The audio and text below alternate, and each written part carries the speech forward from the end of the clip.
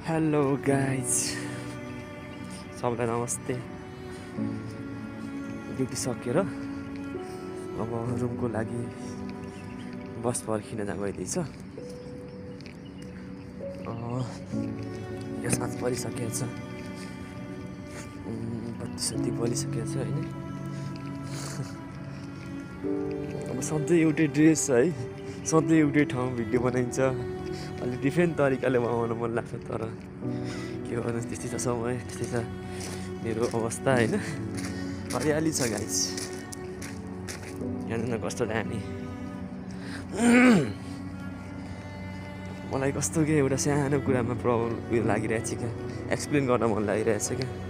मान्छे कति धेरै स्वार्थी हुन्छ है। आफूले बोलाए होइन, सबै बोलिदिने अरे। आफूले बोलाउनलाई एक दिन छोडिदिनु त होइन, सबले बिर्सिदिने क्या। कति धेरै स्वार्थ छ है। उसको कोही प्रब्लम भयो, मैले पनि त बोलाउँदा हुन्छ भन्ने छैन क्या मान्छेमा। सक्यो, उसले बोलाएन मैले पनि बोलिनँ भन्ने खालको मान्छेमा घमण्ड हुन्छ है। तर त्यस्तो चाहिँ मलाई ठिक लाग्दैन क्या होइन। मैले एक दुई दिन बोलाइनँ भन्दैमा उसले चाहिँ बोलाइदिएको भए उसले पनि त बोलाउँदा हुन्छ नि होइन। तर त्यस्तो हुँदैन क्या यहाँ चाहिँ। सबैमा यस इगो नै इगो छ क्या। अब घमण्डको संसार छ क्या मान्छे होइन।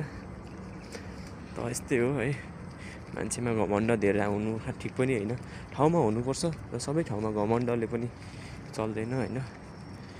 त्यही भन्नु चाहिँ मलाई भन्न मन लागिरहेको थियो। ठिक छ, सबैले मेरो भिडियो सपोर्ट गरिदिनु होला। Thanks for my watching.